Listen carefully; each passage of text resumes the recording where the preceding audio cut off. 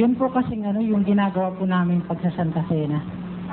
Oo, yung Santa Cena nyo lang, itigit-tigisa kayo ng kopa di ba? Sa Biblia, isang kopa lang gagamitin. Ano po ba yung literal na kopa? Hindi nga pwede. Dahil kung 1,000 kayo, mabaho na yung pagsapang 500 lang ang uminom.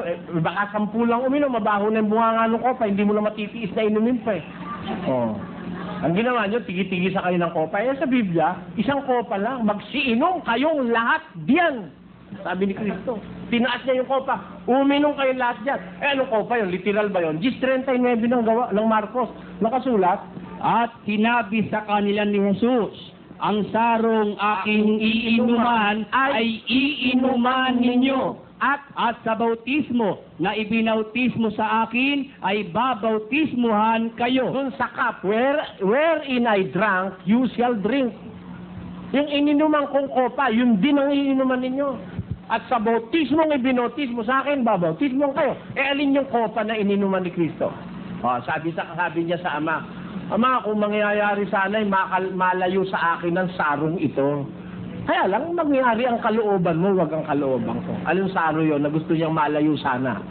Yung paghihirap niya, yung pagsubok na dadating sa kanya, yung mga kung ano-anong panglilibak. Pero mangyari ikang kalooban mo, pumayag ang Diyos na yung saro na yun ay mainuman niya. Kaya ang saro ng pagpapala na ating pinagpapala, hindi baga ang pakikipagkaisa sa dugo ni Kristo, sabi ni Pablo. Yung sacrifices yun, ang larawan ng sacrifices yung saro. Kaya lahat ng Kristiyano, iinom dun sa sacrifices na yun. Kung Kristiyano ka rin, dadanasin mo rin ang sacrifices ni Kristo. Uusigin ka rin, mumurahin ka rin ng walang hindi totoo. Ayun. Hindi ibig sabihin sa kopang ganito. Kasi asa lang ngayon yung kopa ni Kristo, sino makakahanap? Bibigyan ko ng pera. Wala na yun Dun siya nagpapainom kaya hindi rin literal.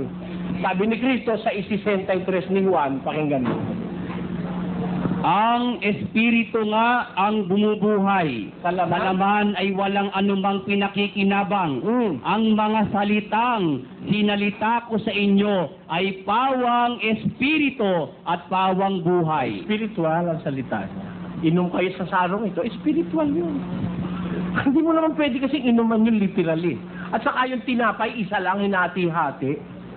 Kumasya, 12, isang tinapay. We are partakers of one bread. Pag halimbawa, 1,000,000 na nagkakatipon, paano mo pagkakasahin yung isang tinapay?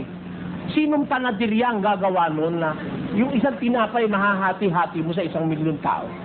At sino naman ang orsobispong bubuhat nung laki na yun, Hindi po, isang tinapay lang ang sabi. Kaya, hindi literal yun.